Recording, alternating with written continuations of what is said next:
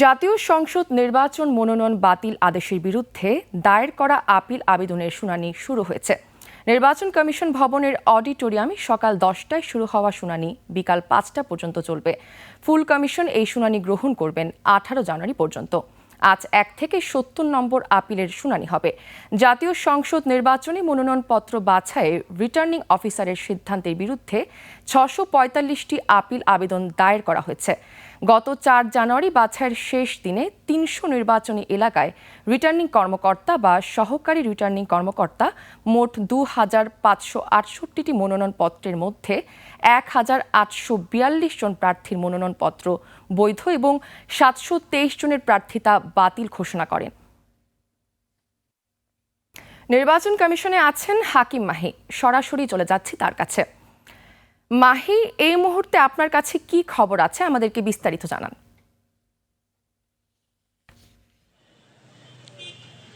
জি মার্জিয়া, আমি এই মুহূর্তে রয়েছি একদম সেই নির্বাচন কমিশন ভবনের সামনে। আমি এই মুহূর্তে রয়েছি। আপনি জানেন যে আজকে থেকে কিন্তু শুনানি শুরু হয়েছে, অর্থাৎ রিটার্নিং কর্মকর্তা কর্তৃক মনোনয়নপত্র গ্রহণ এবং যেই বাতিল হয়েছিল যে সমস্ত প্রার্থিতা, যেই 723টি, তার মধ্য থেকে 645 জন কিন্তু তারা আবেদন করেছিল শুনানির জন্য, আজকে থেকে কিন্তু শুরু হয়েছে এবং আজকে প্রথম দিনই কিন্তু 1 থেকে 70টি পর্যন্ত এখানে আজকে শুনানি অনুষ্ঠিত হবে এবং সেই শুনানি কিন্তু শুরু হয়ে গেছে সেই সকাল 10টা থেকে। এবং আমরা তখন থেকে দেখতে পাচ্ছি যে এখানে যারা নিয়ে শুনানিতে অংশগ্রহণ করবেন, যে সমস্ত প্রার্থী, তারা কিন্তু ইতিমধ্যে তাদের সঙ্গে লোকজন অনেকেই তারা আসছেন, তবে তারা বাহিরে রয়েছেন।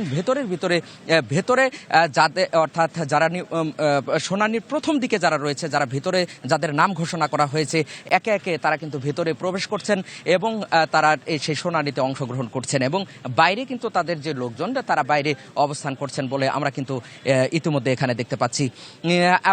আপনি জানেন যে আজকে থেকে যে মনোনয়ন শুনানি যে শুনানি আজকে থেকে শুরু হয়েছে সেটি কিন্তু 18 তারিখ পর্যন্ত, অর্থাৎ 18 জানুয়ারি পর্যন্ত কিন্তু সেটি চলবে এবং প্রথম 3 দিনের যেই তালিকা রয়েছে সেই 3 দিনের তালিকা কিন্তু প্রকাশ করা হয়েছে, অর্থাৎ 4 দিনের, অর্থাৎ 10, 11, 12 এবং 13, এই 4 দিনের কিন্তু করা হয়েছে। অর্থাৎ প্রতিদিন সকাল 10টা বাজে শুরু হবে এবং শেষ হবে বিকেল 4টায়, সেটি কিন্তু আমরা দেখেছি এবং মাঝে একটি কিন্তু বিরতি রয়েছে।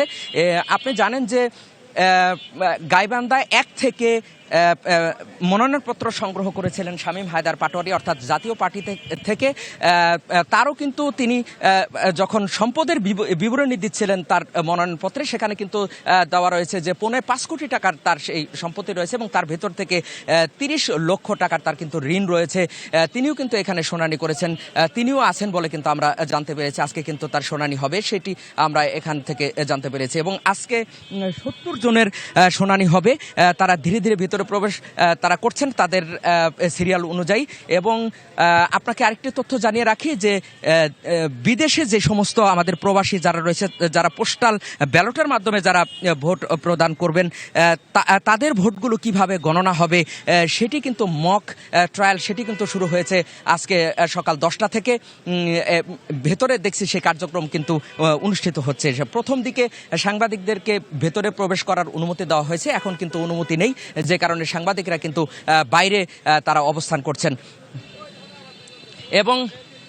এবং আপনাকে একটি বিষয় জানিয়ে রাখি যে আজকে কিন্তু এই মক ট্রায়াল শেষ হয়ে যাবে দুপুরের মধ্যেই এবং আজকে বিকেল 4টে নাগাদ কিন্তু চলবে এই শুনানি, তারপর কিন্তু আজকের মতো শেষ হবে। এই ছিল আমার কাছে সর্বশেষ নির্বাচন কমিশনের সামনে থেকে।